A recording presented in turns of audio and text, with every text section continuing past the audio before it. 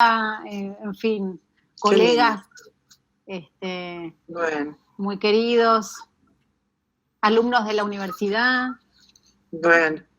alumnos y alumnas. ¿Cómo va ese libro, Flor? ¿Lo estás armando? Estoy en eso, Mabel. Vos sos como una especie de causa que va ahí como Empuja demasiado, empuja rápido. Sí, sí. Y ahora viene también el de la charla, va a quedar incluido. Ni me hables, ya vi los mensajes, no quería ni leer, mira. Sí.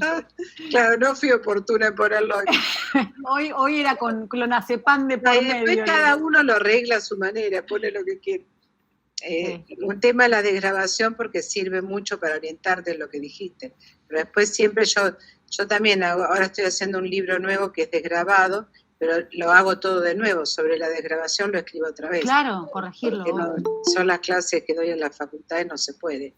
Claro. Pues no es lo mismo cuando lo hablas que cuando lo escribís. Obvio. Pero bueno, te sirve, te orienta un montón, te saca un 30% de trabajo, un 40%. Y a medida que lo vas escuchando, ¿no? No, sí, en tu caso vos sí a mí me ayuda Mari me lo desgraba y yo ya me lo manda desgrabado y sobre ese escrito lo arreglo. Corregís. Me parece más cómodo, sí. Bien.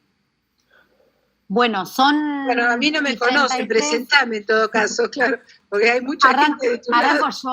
Arranco yo. Bueno, no, primero y principal, muchas gracias. Mabel Levato es la directora de esta institución que lleva por nombre APSIVA Buenos Aires. Sí. Es una institución que está lanzándose con muchas propuestas y con un gran sentido de la transmisión y la enseñanza en psicoanálisis, que sobre todo es, además de honesta, enlazada, como decimos, ¿no?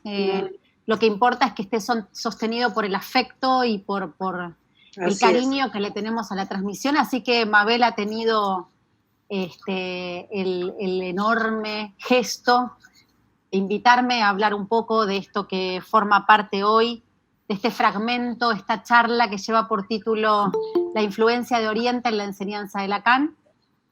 Y en realidad es un recorrido escueto, digamos, de lo que formó parte de mi interés y de mi tesis de investigación de maestría en psicoanálisis, que también tuve el lujo, el empuje, el apriete y el honor de tenerla a Mabel como directora.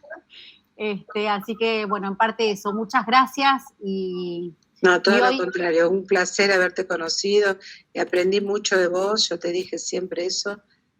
Así que por eso también esta invitación y a que hagas un curso grabado. Nosotros tenemos cursos grabados, la idea es que esto sea un posgrado, bueno, la idea no, algunos ya lo están haciendo, y con pasantías el día cuando empiece a circular más pacientes, el que lo quiera hacer, y si no, curso de posgrado, y son 4 clases grabadas. Así que, Flor, te quedan las 4 clases grabadas. Sí. Y si ¿Lo querés anotarlo en el mensaje, cosa que no se me olvide? Así todo junto hoy. Sí, después eso se permite 45, tienen 45 días para escucharlo y por medio de un link. Así que bueno, se brinda mucho servicio. Tenemos un blog con artículos, además los cursos que se pueden hacer independientemente del posgrado, de diplomaturas, hay un poco de todo. Bien. Así que, y ahora le agregamos asistencia clínica, que lo coordina Néstor Medunier, sí, y bueno, y ya hay una institución muy conocida, parecida a OSDE, pero no es OSDE, pero todavía no la quiero nombrar hasta que no hagamos el contrato, que ya nos contrataron, así que bueno, estamos contentos porque eso le da difusión también a la institución, ¿no? Tal cual, que esperemos que crezca. Sí, por eso todavía no la nombro porque primero tengo que firmar el contrato. Por ahora, por mail está todo aceptado, pero ves que hasta que los papeles no se concreten, no quiero decir cuál es. Así que, y después está abierto a la comunidad también. Bueno, en el link, si vos los conocés, María, le podés mandar todo el link. Todo compartido, por supuesto. Que está todo todos los cursos, está muy bien hecho ese link. Bueno, Mariana, además de ayudarnos con toda la parte administrativa, es licenciada en Artes Visuales, así que ha colaborado mucho en la estética de este armado, que es muy bonito, el sitio, y también Gustavo, el que armó la plataforma, así que trabajaron mucho, y Agostina Hilari también trabajó mucho con ellos, así que bueno, ha salido esto que este año lo estamos promocionando, presentando, y bueno, Hover, te vi por ahí, gracias por acompañarnos, Valderine, aparece gente que yo la vuelvo a ver y que me da mucha alegría que nos acompañen. Esto es la nueva forma de encontrarnos por ahora, esperemos que ya el año que viene podamos de otra manera y tener nuestro lugar para citarnos, pero bueno, este año va a ser así, a ese sumó Renato Rosa, y bueno, esperamos a ver unos minutitos más y empezá, María, cuando quieras.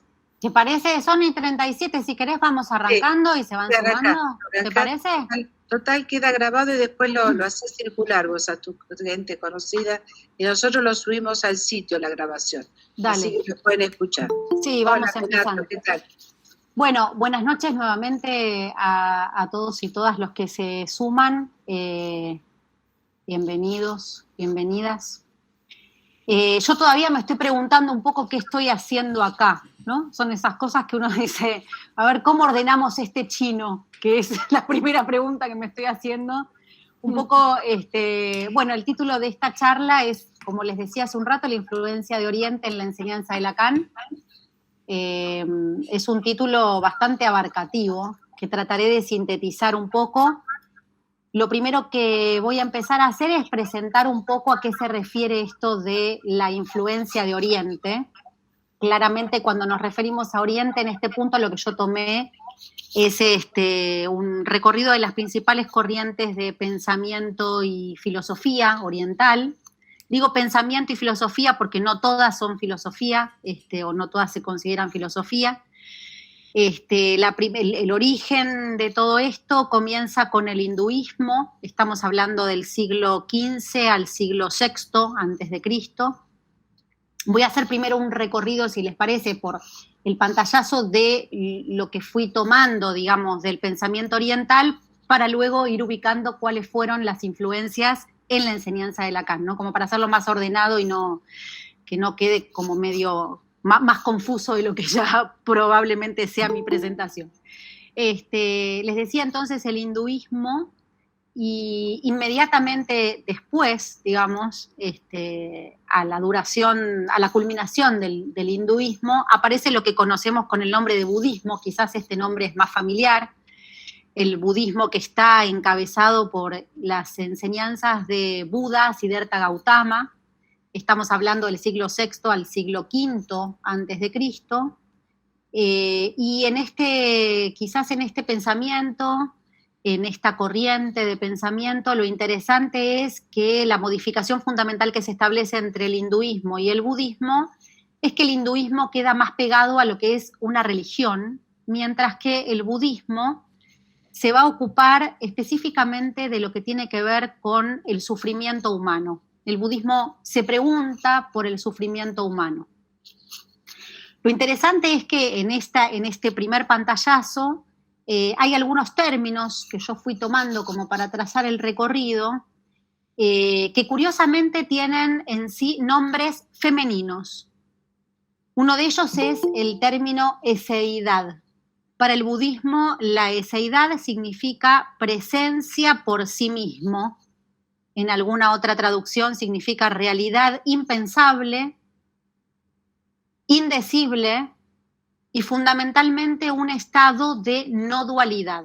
O sea que la eseidad para los budistas es como un estado a alcanzar, ¿no? Digamos, sería algo que hacia dónde. Junto con este término de eseidad hay un término muy emparentado con el de eseidad, que es el término de vacío, que también lleva por nombre un nombre femenino que se pronuncia sunyata. Sunyata para el budismo es ese vacío asociado a lo que por ahí plantea el Tao Te Ching, el libro de la vía y la virtud, adjudicado a Lao Tse, que ya vamos a llegar ahí cuando hablemos del pensamiento chino. Y este vacío, en realidad, para el pensamiento oriental es considerado como el origen de toda creación, tanto en la vertiente de la creación del universo como en la vertiente de cualquier creación inherente a lo humano, ¿sí? En este sentido también vamos a ubicar cuánto del arte oriental tiene como premisa esta idea de vacío.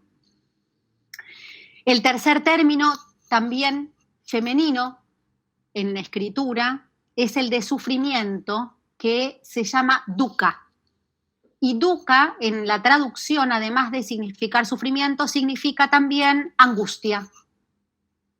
Para el budismo, entonces, hay una fuente principal de dukkha o de sufrimiento que está homologado a lo que nosotros por ahí conocemos como las tres pasiones del ser, desde la filosofía.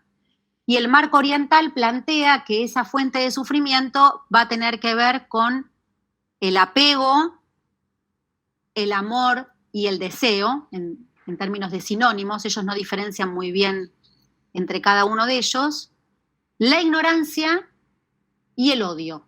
Estas son las tres grandes pasiones que el budismo propone abordar como fuentes primarias del sufrimiento humano. Y por supuesto, la manera o el recorrido, la vía, el Tao, que conduce a lo que ellos llaman iluminación, va a tener que ver con eliminar estas fuentes de sufrimiento. Otro término interesantísimo que encontré es el de nirvana, que quizás con este estamos un poco más familiarizados por haberlo encontrado también en textos freudianos, en Más allá del principio del placer, como ese principio que estaría rigiendo esta fuerza ligada a la pulsión de muerte. Para mi sorpresa, cuando investigué sobre este término, el budismo plantea que nirvana significa la cesación del sufrimiento provocado por la dualidad. Es decir, que en algún punto no tendría que ver específicamente con este regreso a lo inanimado, con esta tendencia a la muerte, sino que nirvana para ellos tiene específicamente esta idea de recorrido en torno a una cesación de la dualidad, ¿no? Una cesación del sufrimiento que produce la dualidad. Entonces, el pensamiento budista de esta época plantea 4 nobles verdades que van a establecer como el fundamento principal de esta corriente de pensamiento, y estas 4 están un poco formadas por esto que dije anteriormente. La primera verdad es dukkha, es decir, el sufrimiento. La segunda verdad es la ignorancia. La tercera verdad es el nirvana. Y la cuarta verdad es la que ellos van a plantear como el camino, la vía, la senda que conduce a la cesación del sufrimiento, y es acá donde le van a dar fundamental importancia al término del vacío. Para el pensamiento oriental, el vacío es una vía conducente para eliminar la dualidad, ¿sí? Y en este sentido, digamos, lo que plantean es que el sufrimiento humano se sostiene principalmente en lo que tiene que ver con la dualidad. Como segundo punto, lo que voy a tomar del pensamiento chino.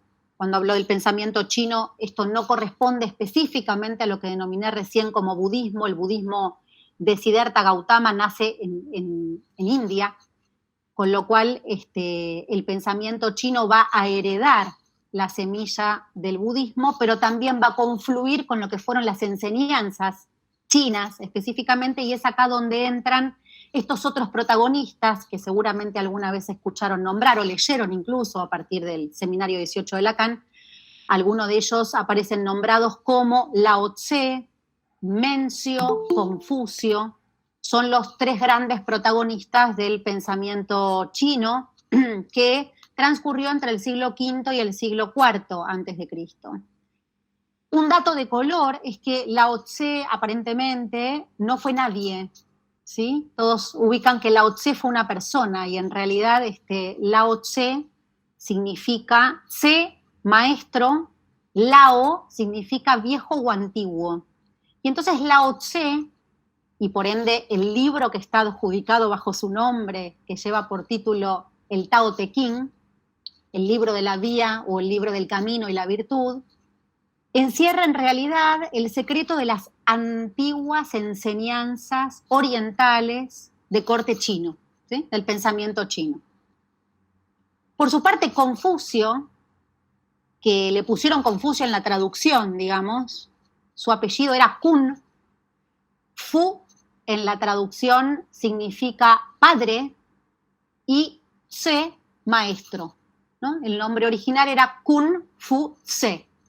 Le mandaron Confucio, ¿no? En la traducción sería, es Confucio, pero para ubicar cómo hay declinaciones y también hay cambios de fonética, tanto de China a Japón, como dentro de la antigua escritura oriental, allá como arranca por los Vedas en el hinduismo, el sánscrito, y las derivaciones siguientes hasta la escritura con forma de carácter. Y por último, Mencio, que tampoco se llamaba Mencio, así como lo denominamos, sino que se llamaba Meng Tzu, ¿no? En donde Tzu es maestro y Meng era el apellido de este señor al que denominaron Mencio. Estos tres comparten dentro del pensamiento chino nuevamente la idea de vacío, la idea de un vacío creacional, la idea de un vacío que da origen a la creación, el origen de todas las cosas, tanto del universo como de la creación humana, como así también lo que ellos denominan el soplo creacional. Y es en este sentido que Tao, las enseñanzas del Tao y el vacío forman como un punto originario, digamos, del comienzo y fin de todo acto de creación. El Tao también significa, o lo toman como ese soplo primordial, esa semilla que da el origen potencial a todas las cosas, a la vida en general, al universo, ¿sí? Y en este sentido va a ser un término muy utilizado para explicar el arte en Oriente. Lejos de que el vacío haga referencia a nada o que haga referencia a algo que no hay, para el pensamiento oriental el vacío se constituye como algo vivificante, como el lugar donde surge la creación, el soplo inaugural. Entonces no significa nada ni inexistencia. A partir de esto llegamos, con esta historia, al budismo Zen. El budismo Zen se inaugura, se cosecha, por decirlo de alguna manera, en Japón y recibe la herencia tanto del budismo que ubicamos originario de India, de Siddhartha Gautama, como de la herencia del pensamiento chino. Se asienta en Japón, aproximadamente también entre el siglo IV y el siglo III antes de Cristo, y constituye el pensamiento filosófico no dogmático de Oriente, a partir del cual ellos se van a basar en la idea de que la existencia humana tiene una máscara ilusoria. Y esta máscara ilusoria es la que denominaron Maya.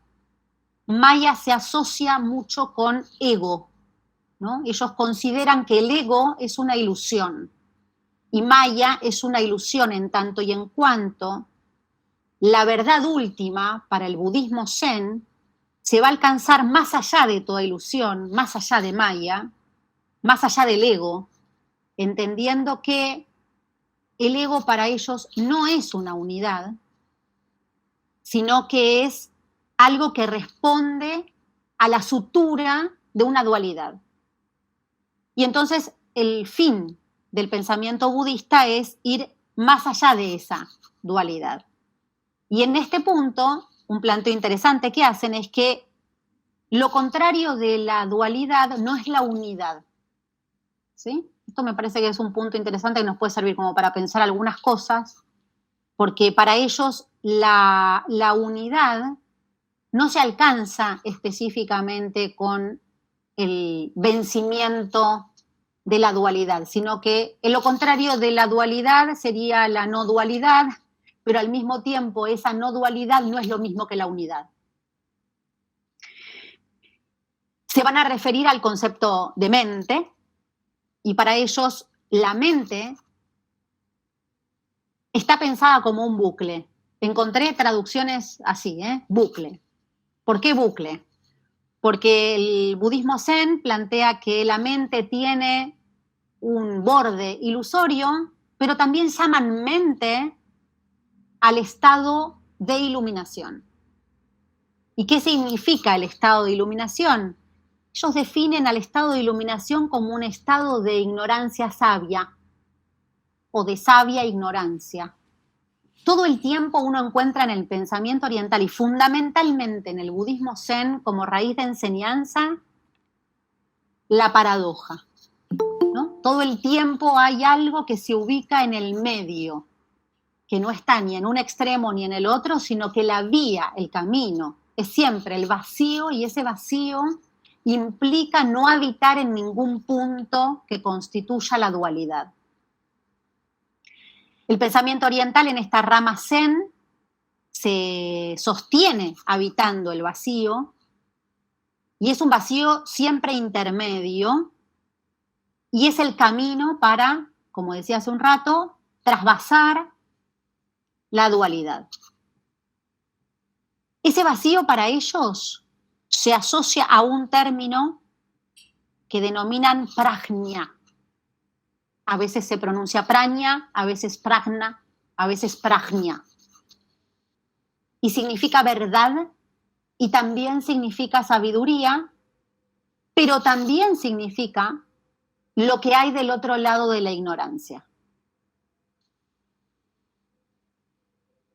Porque para ellos la verdad no es lo opuesto de la ignorancia, sino que la ignorancia también formaría parte de este bucle, digamos, en el que no hay otra vuelta que pasar por la ignorancia. Es decir, la ignorancia es una orilla y la iluminación es otra orilla. Se trata de lo que sucede en el entre.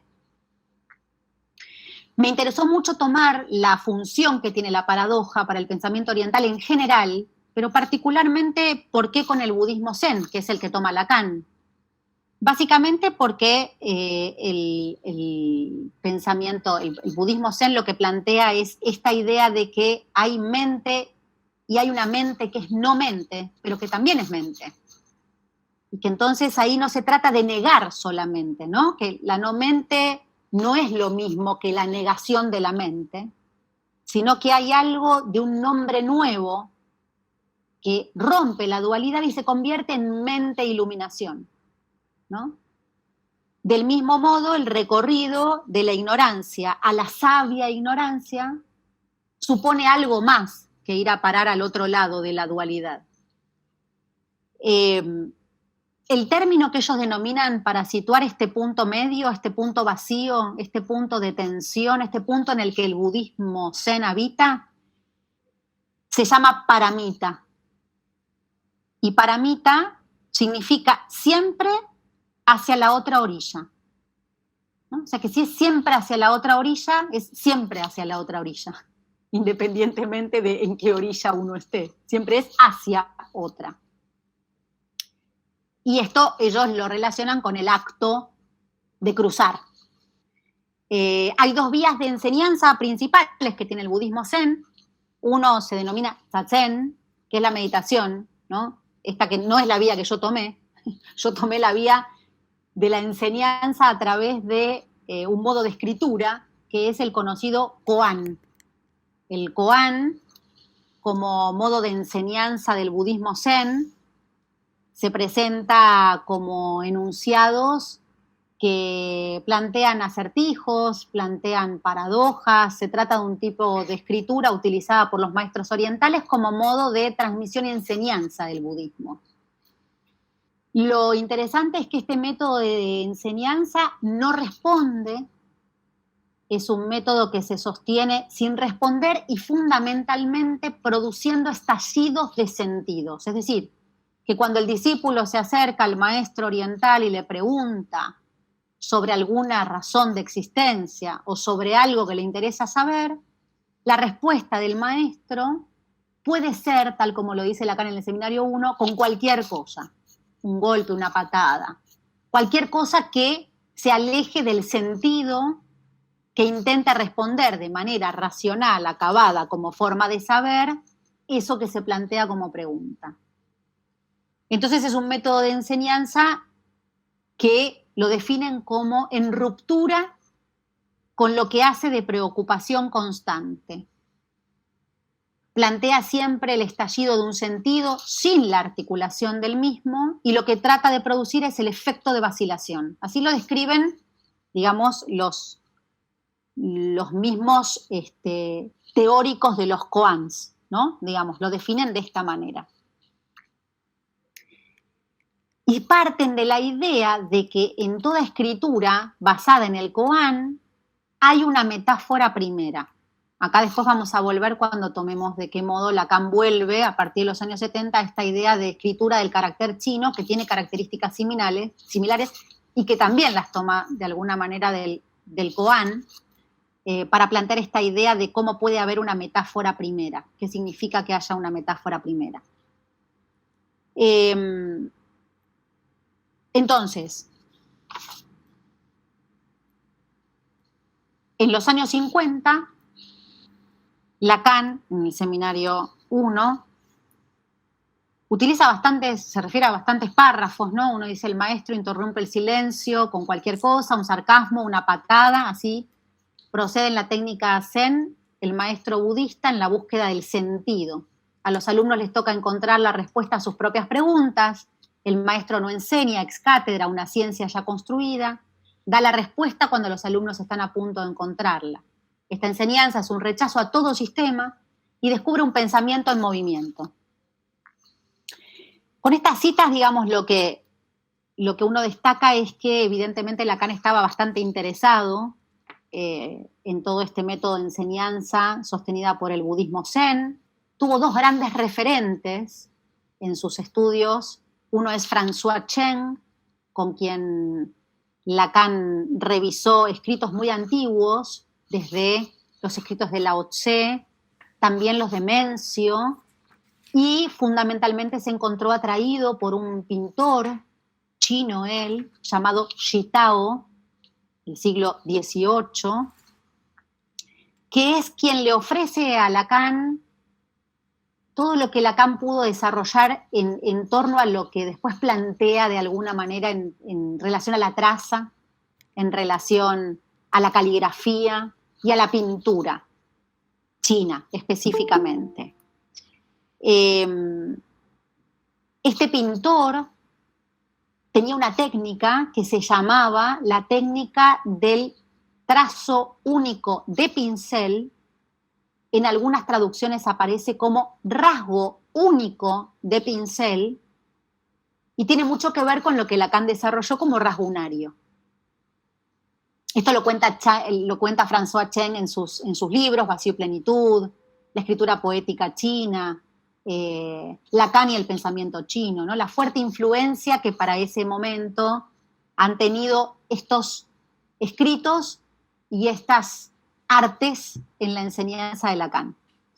El efecto que se encuentra en todas esas influencias siempre es que el trazo es un corte, que se origina del vacío, que produce extrañeza y que lo que se encuentra es como hallazgo en el momento en el que se desvanece el creador. ¿Sí? Esto es algo que se encuentra en la definición del arte oriental, independientemente de que sea la caligrafía, la pintura o la escritura poética. En los tres se comparte esta idea de que en la traza, en esa primera traza, que a la vez es la última, en el sello del creador, se produce una fusión entre el creador y lo creado y ambos desvanecen. Lo que queda es el producto de lo creado. ¿Sí? Esta es más o menos la idea de cómo van manteniendo la idea de creación. También Lacan meditaba. Su maestro de meditación se llamó, discúlpenme la pronunciación, Paul de Meville. Estaba dicho muy lindo en Google, pero nunca me va a salir igual, ¿no? Lo practiqué y todo, pero sería como imposible. Y Lacan meditaba en posición zen, practicaba el zazen, esto que yo les dije que yo no tomaba y que tomaba la rama, digamos, relacionada con la escritura. Bueno, Lacan practicaba la meditación con Paul, y también practicó los trazos de Gitao. De hecho, hay algunas malas lenguas que dicen que en sus intentos de trazo quedaron algunas exposiciones por ahí en lo que fue su hogar, en forma de cuadro. La idea de que tanto en el trazo como en la escritura poética, como en el modo en el que Lacan aborda la escritura poética china, nos encontramos con que tanto la escritura como la pintura se denominaban poesía silenciosa. Se las conoce como el arte de la poesía silenciosa, ¿no? Todo el tiempo hay como un llamado a la paradoja, ¿no? A lo que poesía silenciosa hace referencia a esto que se hace al modo de una danza. Del mismo modo, Lacan también investigó sobre algunas artes que involucran el cuerpo, entre ellas el tiro al arco. Es muy interesante, hay un libro de Herrigel que se llama El Zen del tiro al arco, que hace mención justamente a que en el momento del disparo, en el momento en el que el arquero aprende a disparar, es en el momento en el que no dispara, es en el momento en el que simplemente su acto llega a la fusión entre el hombre, el arco y la flecha, relacionado con aquello de que el mejor disparo es el disparo que no se hace. El arte entonces, el arte oriental, se considera como genuino en la medida en que no tenga ni fin ni intención. Implica entonces desprenderse de uno mismo en el instante en que el artista deviene su obra. Y en ese momento se constituye como un creador, actor olvidado. La experiencia del vacío que acompaña esta producción, esta manera de crear, plantea que todos los significados asociados a la pintura, a la escritura y a la caligrafía implica que los significados huyan, que se escapen. En la pintura no hay copia, no hay réplica, no se trata de captar una imagen y replicarla.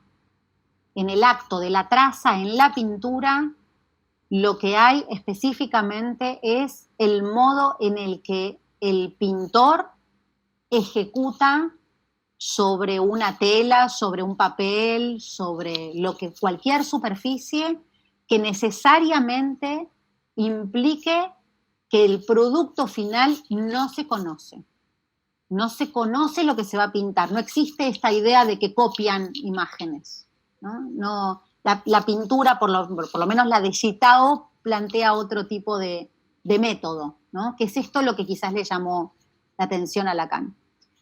Del mismo modo, el poeta es aquel que intenta corromper la relación entre los significantes y los significados. Así lo plantea Chen en la escritura poética china.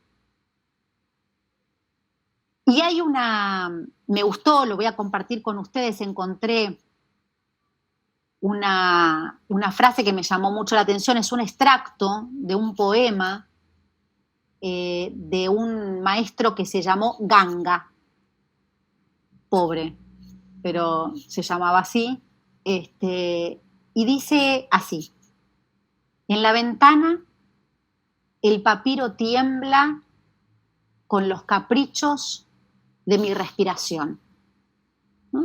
Es eso que capta el instante. La escritura poética capta el instante, la vuelve acto, ¿no? No cuenta algo que se ve, ni tampoco traduce, ¿sí? Hace trazo de la acción. Con lo cual, este es un punto muy importante, o por lo menos que a mí me interrogó respecto de cómo consideran esta relación sujeto-objeto, cómo piensa Oriente a partir de su arte la relación entre sujeto y objeto. Y hay una cita interesante que también toma Chen, que no es de Chen, sino que es de otro maestro que se llamó Kozen, que plantea lo siguiente, dice así: la distancia que separa al sujeto del objeto se llama espacio-tiempo.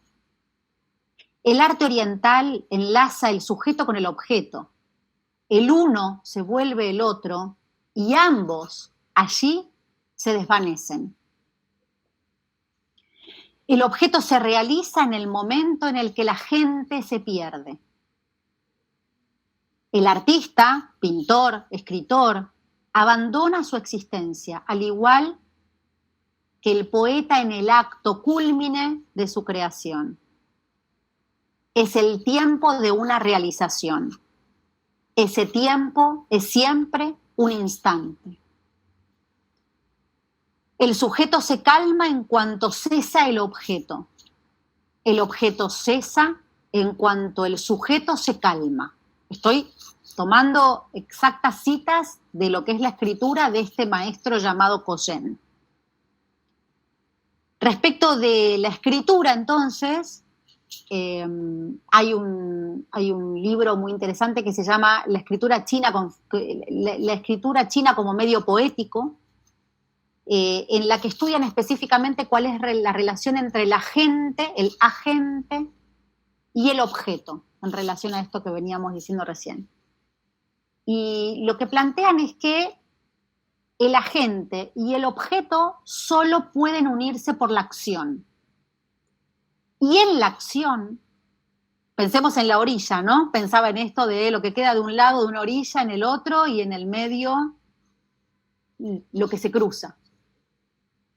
Esta acción hace que en todo caso el poeta se funda con su obra en el acto de la traza, de la escritura, de la pintura, ¿sí? Es en ese momento donde hay creación. Es el acto lo que deviene lo creado, ¿no? Lo que hace devenir lo creado. Y acá llegamos a un punto, quizá por muchos de ustedes reconocido, leído, estudiado, que es esta famosa escritura que uno encuentra en el seminario 18 de Lacan, que es el famoso Wu Wei. Wu Wei es una escritura en carácter chino. Lo que voy a introducir brevemente respecto a la escritura en caracteres chinos es que están constituidas por trazos y que estos trazos no traducen y no escriben analogías. Esta es la particularidad del trazo chino, ¿no? En estos trazos que conforman caracteres encontramos dos tipos de caracteres, uno pictográfico y el otro ideográfico. El pictográfico representa objetos, mientras que el ideográfico, conceptos. La particularidad es que estos dos caracteres, llamados simples, pictográfico e ideográfico, van a formar lo que se conocen como los caracteres complejos.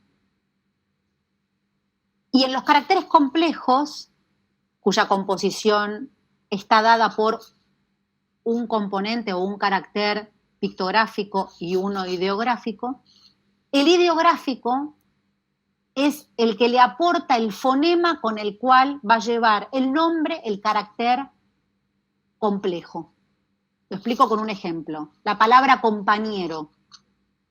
La palabra compañero se escribe con un carácter simple, pictográfico, que escriben como hombre, que se escribe así, digamos, como un trazo, como si fuera una B invertida, y está acompañado por el carácter SAC. SAC significa mitad, compañía. Por eso es que constituye el aporte fonético el carácter simple ideográfico, el que representa el concepto, ¿sí? Más o menos en esto radica la escritura. Lacan se siente obviamente muy atraído por este Wu Wei, porque Wei significa actuar, pero también descubre que no solo significa actuar, sino que también significa cómo. Es decir, que encuentra como característica en la escritura china que un carácter puede funcionar como verbo y también como conjunción. Y es acá donde dice entonces, ¿no? ¿Qué hacemos con la lingüística, la metáfora, la metonimia? Toda esta cuestión que hace a este viraje de la lingüística a la poética. Por otro lado, lo que se descubre es que en este Wu Wei, actuar, no actuar y cómo, su deriva japonesa, muy estudiada por Roland Barthes en El Imperio de los Signos, se denomina mu. Y mu significa vacío. Entonces, combinadas, wei y mu, además, designan lo que para nosotros podría entenderse como sin, no sin y a como prefijo de negación, ¿no? De algo asintomático, ¿sí? O sea que es interesante también cómo aparece el no sin en este modo de escritura y en donde lo que plantea Lacan es que se trata de una primera articulación que está sola y que produce un sentido. Y que en ese sentido, además, lo que se pone en juego es que no solamente hay una referencia al verbo, sino que también la hay a una conjunción. Chen resalta el interés de Lacan, particularmente por esta relación con el ideograma chino Wu Wei, justamente por considerar que de allí es la idea lacaniana de que el ideograma chino es una letra.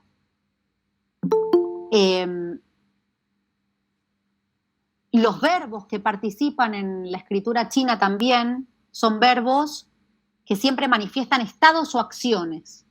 Son verbos en presente. Y cada ideograma, digamos, representa o escribe la acción del verbo, como así también afirma que la acción es como el verbo.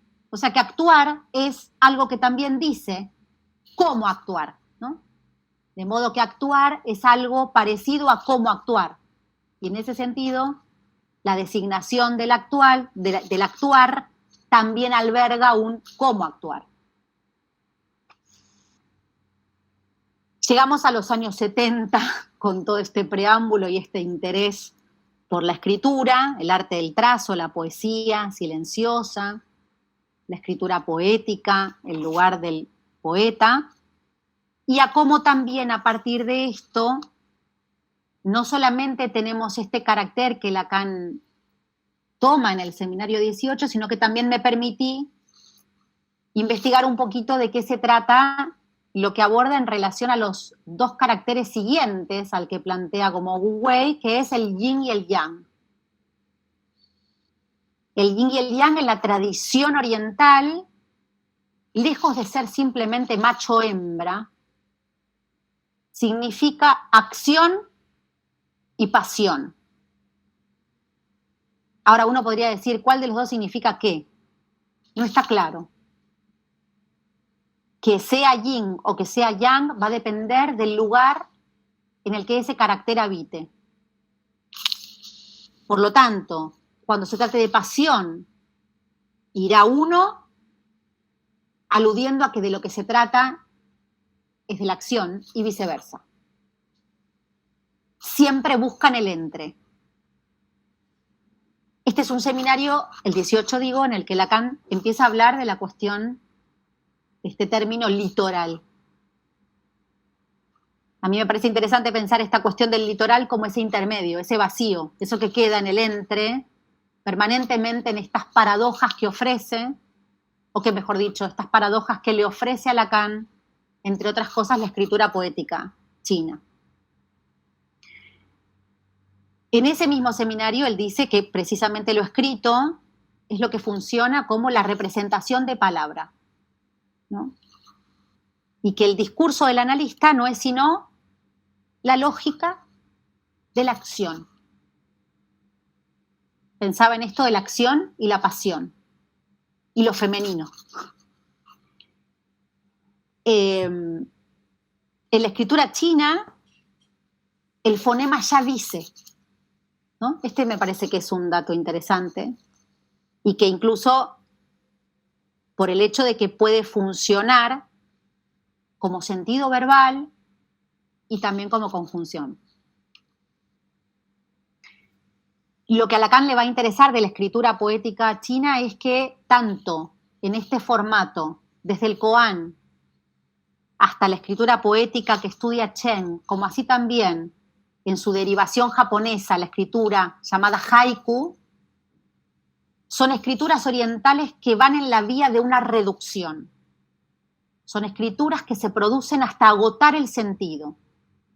¿Cuál es el resultado que queda de esa reducción? La mínima expresión en un carácter, barra, signo, barra, letra, que queda como el reducto final de haber agotado el sentido.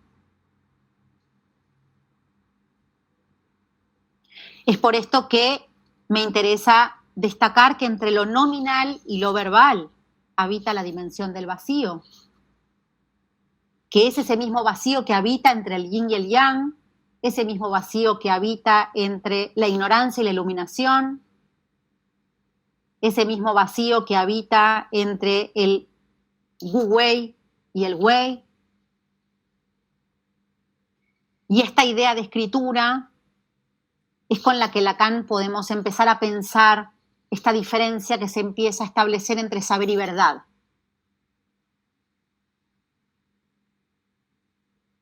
Hay una cita que también quiero compartirles que dice: la verdad está fuera de los signos, en otro lugar.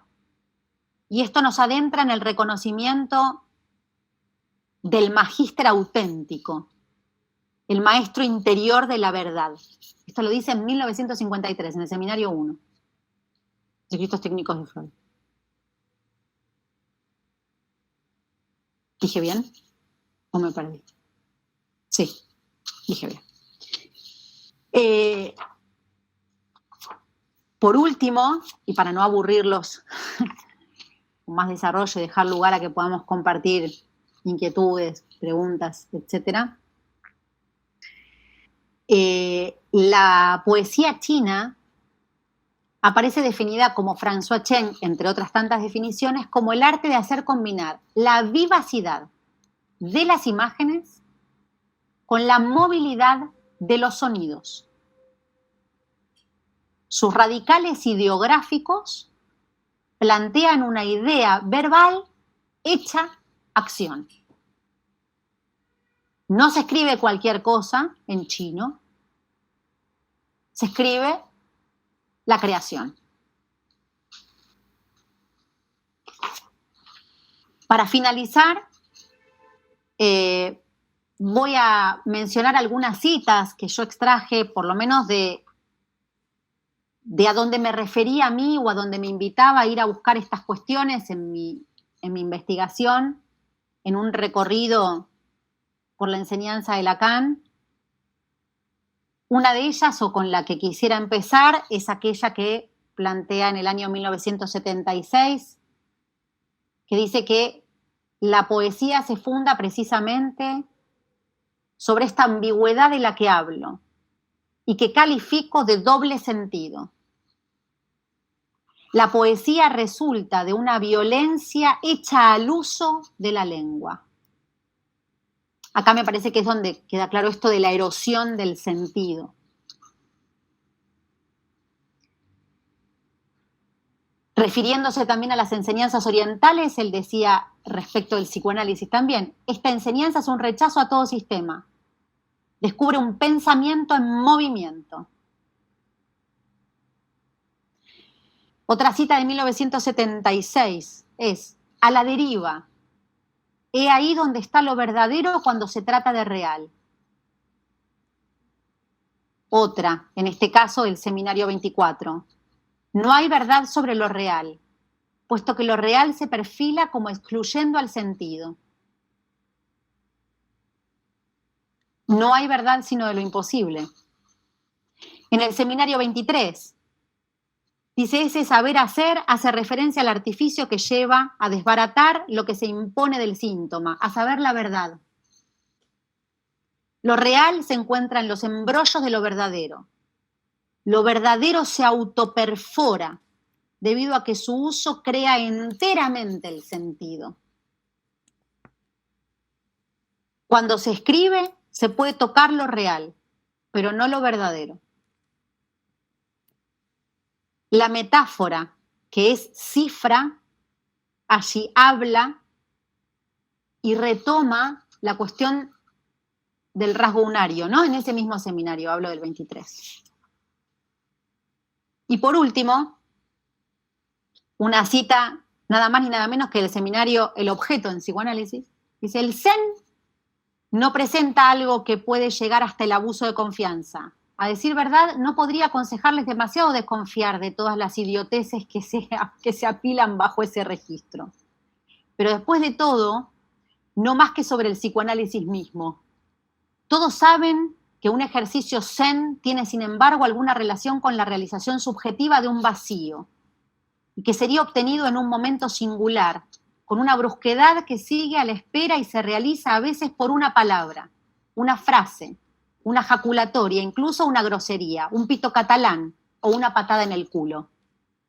Es muy cierto que esta especie de payasadas o clownerías no tienen sentido sino respecto de una larga preparación subjetiva. Bueno, tengo algunas cuestiones más, pero considerando la hora, Mabel, no sé si te parece que abramos, son 21:25, como para dar tiempo, no sé, al intercambio, a comentarios.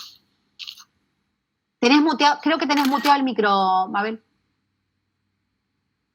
Sí, primero, antes que nada, muchas gracias por la presentación, muy interesante, aprendimos, bueno, por lo menos yo un montón, siempre que te escucho, sobre el oriental, y qué relacionado está con la última enseñanza de Lacan y con el primer Freud también, ¿no? Ese que yo doy en clase, que vos hizo que quisieras que pudieras elegirme como directora, ¿no? En el sentido de ese Dasdin que nunca se traduce, cómo él lo va llevando por ese lugar de cifrar, de quedar hasta recluido a una letra. Esa es la unidad, me parece que no hay dualidad, que hay una unidad finalmente, que ya no queda una dualidad. No es esto o lo otro, es eso, que tampoco es una verdad, ¿no? Me parece que está muy bien descrito como vos lo decís, y lo interesante de esto también es como ese litoral que él trabaja en un lugar que vos nombraste en algún momento, tiene que ver con esos bordes de la topología que Freud describió muy bien en Inhibición, Síntoma y Angustia, cuando habla de ese territorio extranjero interior, que es el síntoma, ¿no?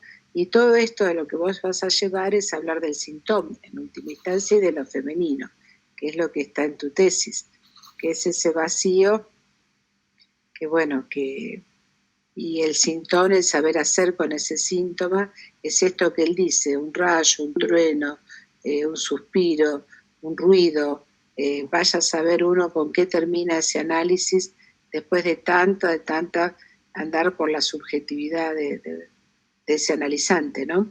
Me parece que lo describiste muy bien, que quizás podría quedar para otra charla la última enseñanza a Lacan, ya tomándola de lleno, cuando lo consideres para otro año, no ya. Pero lo hemos hablado bastante, que tu tesis, eso era el punto final, que es exclusivo en ese sentido, el trabajo que has hecho vos desde el oriental, llevarlo hasta el síntoma bien explicado y hacia la feminidad por este tema del vacío, ¿no? Entre centro, eso como lo llama Basó, y ausencia, ¿no? Que vos muy bien lo describís, que siguiendo al Lacan que siguió al oriental, ¿no? Que muy pocas personas se dedican a descifrar qué quiso decir con todo eso. Y bueno, muy complicado, no es fácil, pero lo describiste muy bien. Hay que aprenderlo ahora, hay que estudiarlo. Por eso las clases quedan grabadas y les pido que después se desgraben y se vuelquen en un texto, porque sería una pena perder esto, ¿no? Por más que quede grabado, no es lo mismo que escrito, porque así desarrollado como lo haces vos, así yo les digo a mis alumnos en la maestría, nadie lo hace, nadie sabe más de eso que el que escribe sobre ese tema. Así que, bueno, muchas gracias por esta conversación, No, al contrario. esta entrega absoluta, y bueno, dejamos, si alguien quiere hacer de tu gente que te acompañe, algún comentario, Ricardo, Renato, Valderine, bueno, yo no veo el resto, no sé por qué no los veo, me aparecen solo Leila, Gloria y los que nombré. Si alguien más quiere hablar, tiene todo levanta la manito o directamente habla, saca el micrófono, el sonido y habla. Ricardo, sí, yo lo voy. Creo que estás muteado, Richard. Sí, ahora dejo pie. Bueno, quería agradecerte, Flor. Me gustó a pesar de las limitaciones, aunque no, como puede pensar Mabel, que me quiero quedar en el prohibismo, no es así. Quería preguntar... ¿Que se quiere quedar dónde? No lo escuché. En el prohibismo. En el prohibismo. Simplemente una ampliación respecto a la escritura que liga con lo real y no con la verdad, ¿no? Esto a modo de un interés así puntual, conceptual, me gustaría, si hubiese un ejemplo, mejor todavía, ¿no? Simplemente es esto y agradecerte este esfuerzo, y me gusta que se abran puertas, como dice Mabel, para invitar a lecturas y a búsquedas, ¿no? Así que me va a interesar tener la grabación. Era esto, así que lo dejo planteado así en un conjunto de preguntas, y después por ahí, de manera global, podés contestar todas para no centrarnos en una sola, si no se va a extender demasiado, ¿no? Así que quedo a la espera. Gracias. Bueno, gracias, Richard. Compleja la pregunta. Voy a ver si puedo ordenarla, o por lo menos desde donde me fui interrogando yo, ¿no?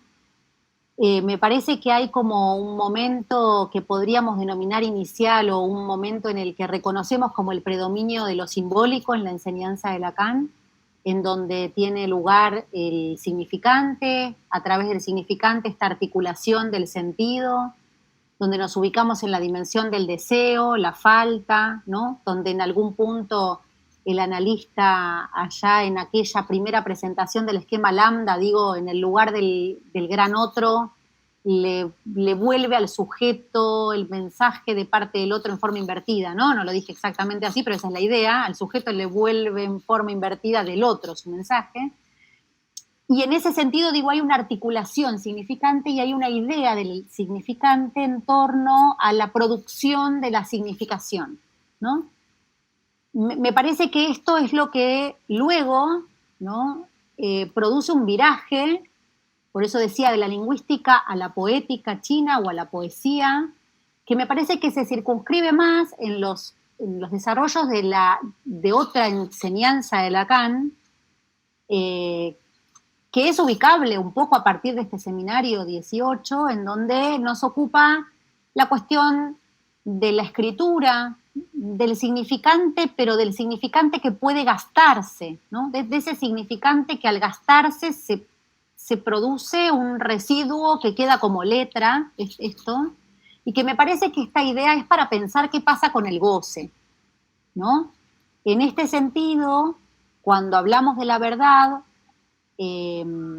pareciera que en el seminario 1, verdad y saber, ¿no? Lacan plantea que el sujeto que se pregunta no puede sino ubicarse en relación a una verdad, pero también ahí es medio controvertido ubicar la diferencia tan tajante entre saber y verdad, ¿no? Porque si el saber es el discurso del otro, en ese punto la pregunta del sujeto posicionado en un lugar de ignorancia, ¿sí? Nadie se puede plantear en un lugar ignorante si no es en relación a alguna verdad, dice Lacan en el seminario 1, ¿no? Y posteriormente me parece que cuando habla de verdad, ya cuando piensa estos tres registros articulados y donde no hay un predominio de un registro sobre otro, me parece que la cuestión del saber va dejando lugar a esto que se piensa como esta verdad que no puede decirse toda, ¿no? Que una verdad es siempre a medias, que una verdad es siempre en el medio decir. Y en ese sentido me parece que está esa modificación entre lo que se entiende como ese saber articulado, que es el discurso del otro en relación a los significantes de esta primera enseñanza, y por ahí esto otro que aparece en la dimensión de ese más allá del saber, ¿no? Más allá del saber, una verdad equivocada, digo, una verdad que no es no toda, pero que en todo caso esa verdad hace siempre referencia a esto que Lacan emblemáticamente denomina como no hay relación sexual, ¿no? Esa relación imposible de escribir como aquello que no cesa de no escribirse. Y me parece que es en esa vertiente donde la verdad puede tener algún lugar, siempre y cuando entendamos que no se trata de una verdad a la cual uno llega, esa verdad absoluta, no se trata de la verdad del encuentro, del complemento, se trata de una verdad a medio decir, que no puede ser dicha sino a medias. Y vos viste que ahí dice representación palabra cuando vos la nombraste, y no es casual porque Freud, él lo sigue a Freud en ese momento diciendo, Freud dice que la palabra es el lenguaje del ausente, o sea que indudablemente está refiriéndose a la ausencia de la pérdida del objeto que produce esa inscripción como signo, creo que lo llama representación más que nada como signo, como lo que queda una marca de algo, ¿no? Y eso es lo que va a terminar, de la representación palabra, termina en un signo, en una inscripción, en algo, en un sonido, en un ruido, en lo que fuese que ese pasante terminará explicando en un fin de análisis. Sí, porque incluso me recordaba recién esto, ¿no? De que ya en el seminario 9 de la identificación, cuando nos habla de la huella de viernes, claro, hay algo de esto, y también me parece, Richard, en la carta 52, ¿no? Cuando Freud va planteando allí que no se trata de una simple traducción, claro, ¿no? De que de la cosa al signo perceptivo y del signo, ¿no? ¿Qué diferencia por ahí podemos pensar entre una marca y una huella? No son exactamente lo mismo, ¿no? No. Marca, huella, bueno, la letra por ahí, ¿qué relación podría tener con ese signo privilegiado?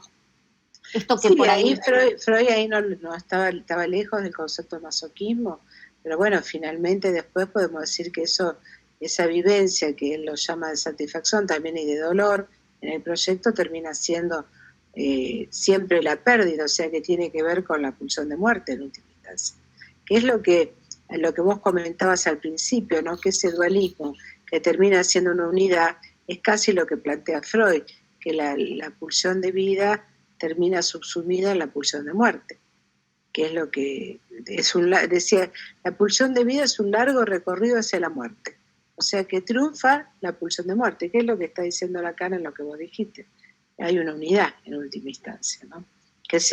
Que uno vive toda la vida en esta subjetividad dividiéndola, pero en última instancia termina en eso reducido a ese punto, ¿no? Y también me parece que cuando Ricardo planteaba esto de, bueno, ejemplo, ¿no? Sí. Uno a veces los ejemplos también los piensa en función de su propio recorrido, incluso como analizante, digo, Sí, que es desde claro. el lugar desde el cual uno puede hablar, ¿no? Sí. Y me parece que un análisis ofrece eso, ¿no? Ofrece un proceso de reescritura, de que hay algo que quizás empieza en este sentido, ¿no? Articulado, como este mensaje, como ese inconsciente que es el discurso del otro. Sí, pero empieza que después, como síntoma. Y que después Lacan lo que plantea es que el inconsciente es esa puerta que va a tener que ver primero con la cifra, ¿no? Con este uno que no para de repetirse incesantemente, y qué posibilidades hay que de ese modo algo se pueda escribir de otro modo. A mí me parece que si lo tuviera que graficar, lo graficaría como un proceso, claramente, como un proceso clínico. Me parece que uno arranca ahí con esas marcas, ¿no? De las cuales las puede leer en un segundo momento. Claro. ¿no? Pero que las pueda leer en un segundo momento quiere decir que ya hay una diferencia entre la palabra y lo escrito, Claro. ¿no? Que es lo que plantea Lacan. Lo escrito es en un momento segundo de la palabra. Ya cuando deja de ser historia. Claro. ¿No? Algo de eso me parece, no sé qué piensan, pero creo que Sí, yo concuerdo. va No por sé ahí. si estaba Hover por ahí, ¿querés agregar algo? Hover, Renato, Gloria, no sé, ¿alguien quiere hacer algún comentario al respecto o agregar algún tema que le haya despertado? Es difícil lo que planteas. Sí. Hola, Ley. ¿Qué tal? Bueno, yo la verdad es que un lujo el recorrido que planteó Florentina. La vengo siguiendo, escuchando en distintas oportunidades y siempre hace un aporte ahí, le da una vuelta al tema y es muy interesante la investigación que hizo, bueno, el aporte que hace con su tesis de maestría. Y la verdad es que me quedé pensando mucho cuando te escuchaba, me quedé medio como al principio, muy enganchada con todo el recorrido, pero con lo que ubicabas en relación al soplo, ¿no? Nada, me parecía interesante desde toda la corriente oriental, ¿no? Porque, bueno, justo en estos días estaba retomando y a propósito de la poesía, venía retomando el último libro, en realidad póstumo, de Clarice Lispector, Un soplo de vida, y me parecía como interesante esto, ¿no? Como ella ahí como trabaja la cuestión de la muerte, ¿no? Que dice, bueno, enséñenme cómo se muere, no sé cómo morir. Ella estaba, bueno, ni siquiera pudo terminar de escribir ese libro, lo terminó su amiga y biógrafa, ¿no? Olga Borelli, y me parecía interesante pensar porque, digamos, se llama Un soplo de vida, pulsaciones, ¿no? Pensando en Freud, en Lacan, en el recorrido que propusiste respecto de, bueno, la corriente oriental, la escritura, ¿no? La poética, lo femenino. Pensaba en esto. Y el susurro, ¿no? Sí. Yo vengo trabajando la cuestión del gesto y me parece re interesante la cuestión del susurro, ¿no? Ahí que ahora también es toda una corriente de investigación interesante. Vos sabés que hay una leyenda oriental que dice que a cada nacido se lo sopla. Y a cada fallecido se lo acompaña en la expiración final, ¿no? Es como, hay algo rítmico que tiene que ver con esto, sí, en donde uno podría decir, ¿por qué la expiración? ¿No? Pues la expiración también habla de ese, ¿no? Es la última exhalación. Es genial. Y ellos dicen que... Termina de algún modo con esta última exhalación el libro, ¿no? Es bien interesante. Bueno, debe haber leído algo al respecto también, esto que le vamos como, ¿no? Siguiendo las pistas. Qué interesante. Y me parece que con esto que vos decías, bueno, esto ya lo hemos conversado tras bambalinas en relación a que mucho del arte, ¿no? Esto que en algún momento vos también trabajás como esta acrobática destreza, ¿no? Esta cuestión que tiene que ver con esto que me parece que desde Occidente se nos hace difícil a veces pensar lo oriental, justamente porque si queremos pensar en una filosofía, incluso la filosofía occidental, no tiene nada que ver con lo que se entiende como filosofía oriental, ¿no? Entonces, sobre todo por esta idea de conocimiento. Oriente no tiene esta idea de conocimiento que manejamos en Occidente, y a mí me parece que ahí Lacan pescó algo muy interesante, que creo yo que más allá de sus vericuetos y obviamente de toda la importancia de las matemáticas y de la lógica y todo lo que se funda en Freud como en Lacan está sostenido en un sistema de escritura.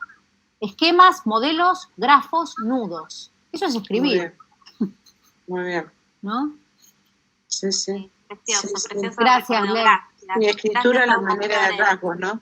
Exactamente, exactamente. Muy bien. Muy, muy interesante, muy lindo. Muy bien recorrido.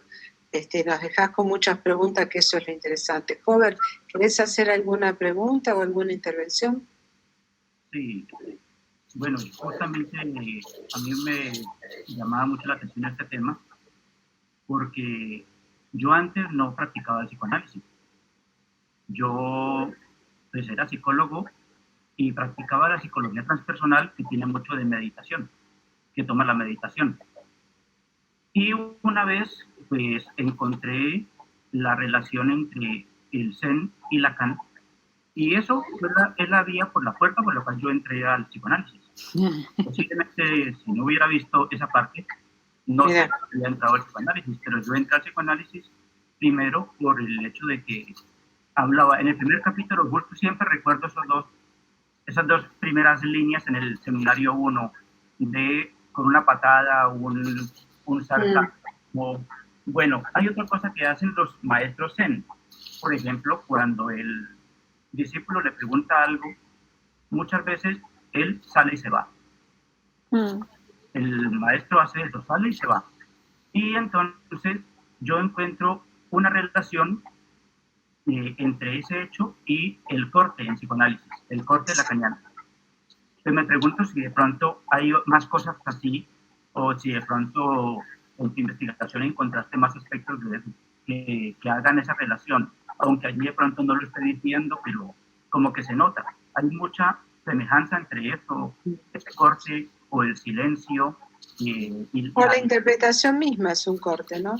Porque sí. A mí a veces me pasa que el paciente dice, déjeme terminar, como si la interrupción de la interpretación fuese, justamente es un corte. Ahí me doy cuenta claramente que la interpretación es un corte, que no es necesario el corte del tiempo corto, el tiempo escueto, como para decir que hubo un corte, ¿no?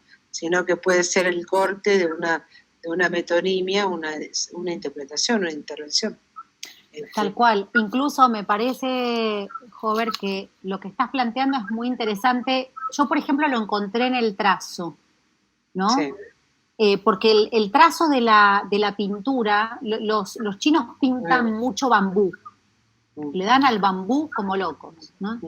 Y lo que tiene de interesante es que vale un solo trazo y lo que te marca el inicio de un trazo hasta el siguiente trazo tiene que estar separado por un corte. Mira. O sea que permanentemente me parece que la idea del corte permite también el empalme, ¿no? Digo, claro. Por eso hablaba del bucle. Ellos permanentemente hacen esta torsión en la que el corte no es un corte que separa al estilo de una frontera, ¿no? Por eso me parece que Lacan también distingue qué diferencia entre frontera y litoral. ¿Por qué no es un límite que simplemente separa territorios irreconciliables? No, es un territorio, ¿no? La banda Moebius. Así que sí, totalmente, me parece que sí. Sí, yo con la salvedad que el corte no lo considero solo, esto por lo menos es mi visión, ¿no? Para mí el corte no es solo el corte dejándolo al paciente solo, no necesariamente. No la manera, es mi posición que he tomado hace muchos años y en eso me diferencio de donde yo me formé. Para mí un corte es no necesariamente un tiempo corto o un corte dejándolo al paciente con la pregunta, sino que también uno lo puede hacer con una interpretación, que hace preguntas siempre. Obviamente, y después está eso que tiene efecto. Que no sea una intervención, que sea una interpretación.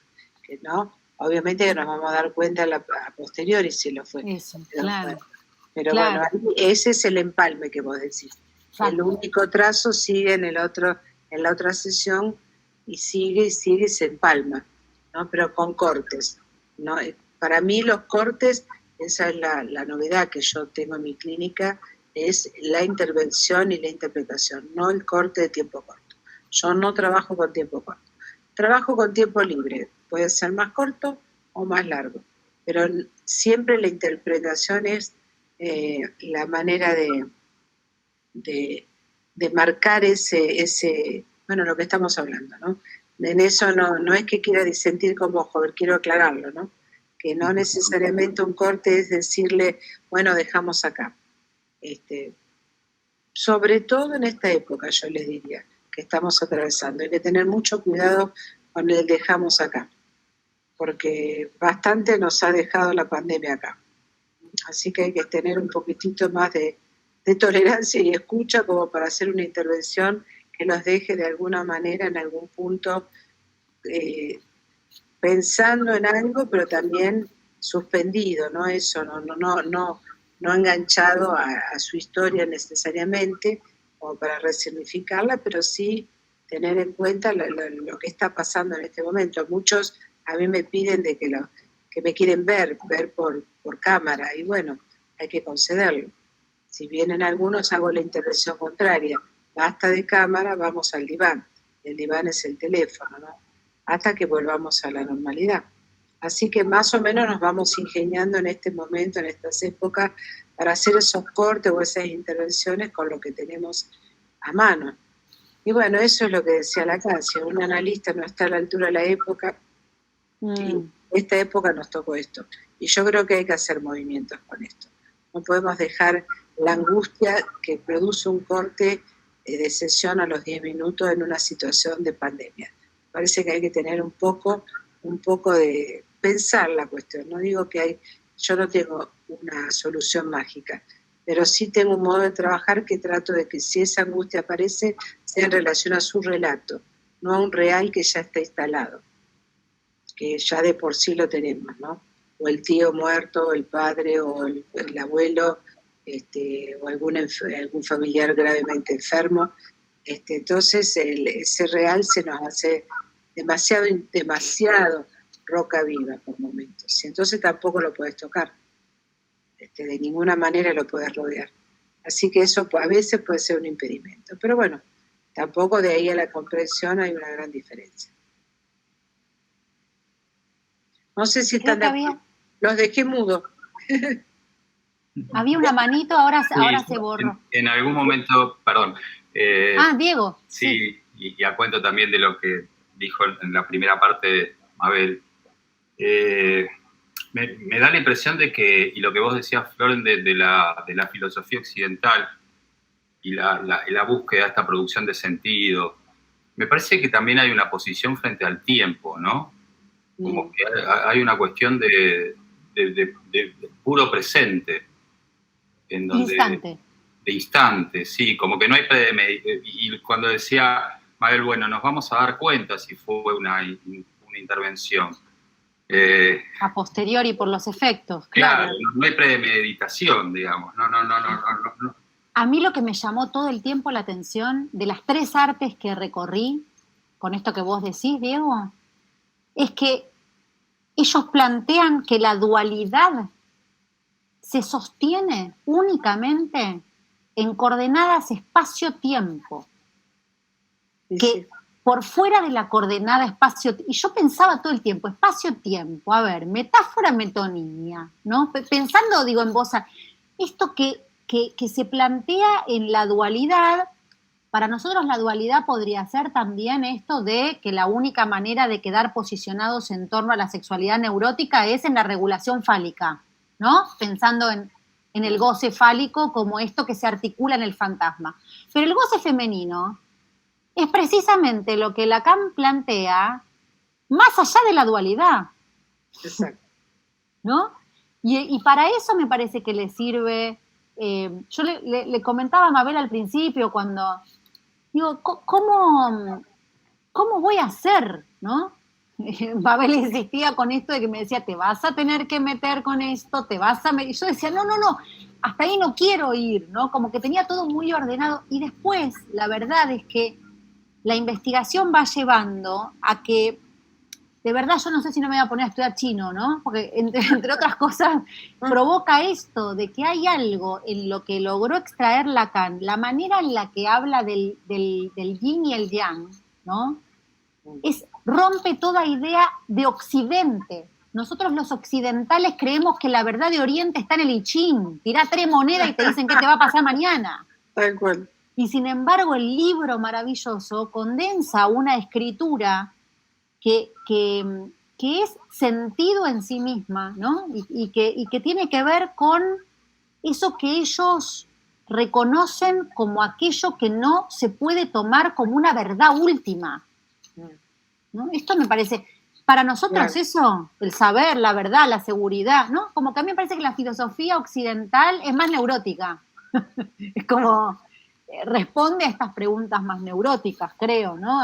Esta cuestión. Es polar. Y los últimos filósofos ahí hasta se están suicidando, como Mark Fisher se suicidó, de tan realista que era, el que escribió Capitalismo Realista, se suicidó en el 2017. Byung-Chul Han está bastante complicado en la manera de expresar su escepticismo. Creo que por eso les digo, estamos en un momento que hay que pensar bastante hasta dónde el corte, ¿no? Porque ya bastante corte hemos tenido. El corte en el buen sentido, no digo darle lugar a 4 sesiones semanales ni por ahí, no estoy diciendo eso. Estoy diciendo que incluso para mí ni siquiera existe esta cuestión del tiempo, puedes llamar cada 15 días y la sesión continúa, no tiene necesariamente que ser una vez por semana, puede ser como sea, pero el tema es que el escepticismo es tal en este momento de la caída del hipercapitalismo que nos hemos convertido en unos escépticos totales. Nadie sabe qué va a pasar, no hay idealismo. Bueno, yo siempre me quedo con ese texto de Freud, El porvenir de una ilusión. Alguna ilusión tenemos que tener. Por ejemplo, a vos te queda la ilusión de estudiar más chino. A nosotros nos queda la ilusión de empezar a leerlo, en todo caso. Ya que topología no negamos, yo por lo menos me negué, me quedé con la parte de la lógica. Y si no, como mínimo hay que darle al arroz. Claro, bueno, no, yo todo lo que es comida asiática, encantada. Si vas a mi Instagram, hoy vas a ver un cartel. Lo vi. Claro. Sí, así que todo eso me encanta. Pero bueno, no sé, es todo relativo en este momento. Me parece que es un estudio de la época, hay que hacerlo, nosotros los psicoanalistas también, y algunos cambios van a quedar, van a llegar para quedarse. No podemos estar haciendo exactamente lo mismo que hacía Lacan en los últimos años de su enseñanza, porque él empieza con esto de los cortes los tiempos tan cortos en el último tiempo de su enseñanza, ¿no? Y ahí hay que, porque no sé si restablecer un poco el diálogo de alguna manera, aunque sea falsamente, digamos, aunque sea que uno hace un semblante, restablecer esa contemplación, el tiempo, como bien decías, Diego, darle un tiempo al otro que ya no lo tiene ni para conversar con un amigo, ni para conversar con un vecino. Entonces, hay que andar con cuidado, Yo lo estoy pensando todo el tiempo, como que sobre la marcha voy cambiando semana a semana. Hasta incluso las demandas, cuando alguien te demanda, la quiero ver. Bueno, ¿qué tiene que ver con la historia el que me quiera ver personalmente, ¿no? Alguien que, por ejemplo, no se cuida, ¿qué viene a hacerme?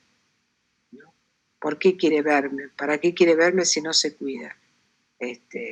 Entonces, bueno, a ese goce tuve que decirle que no.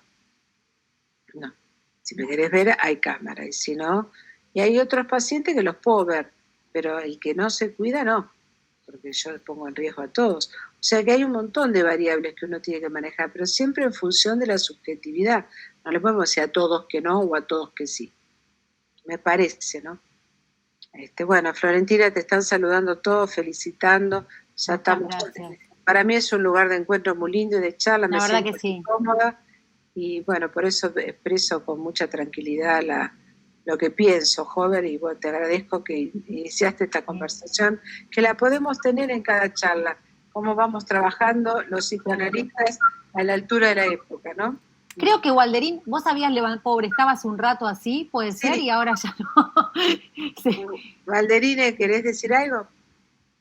Ah, porque hace un rato te veía, no sabía si estabas haciendo. Ella agradeció, que le gustó mucho, dijo, está enamorada de lo que... No quero falar. Escrevi no chat. Sí.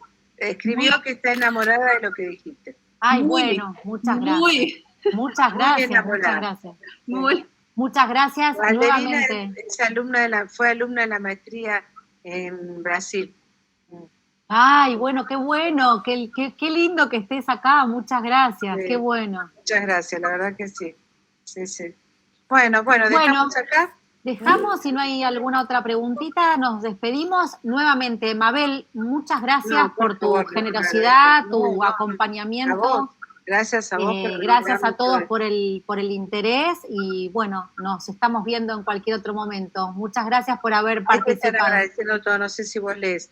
Sí, Ahí sí, está estoy todo. leyendo acá. Muchas gracias a todos, Bueno. a todos. Gente Bueno. muy querida. Muchas Sí, me gracias. imagino. Muchas gracias por la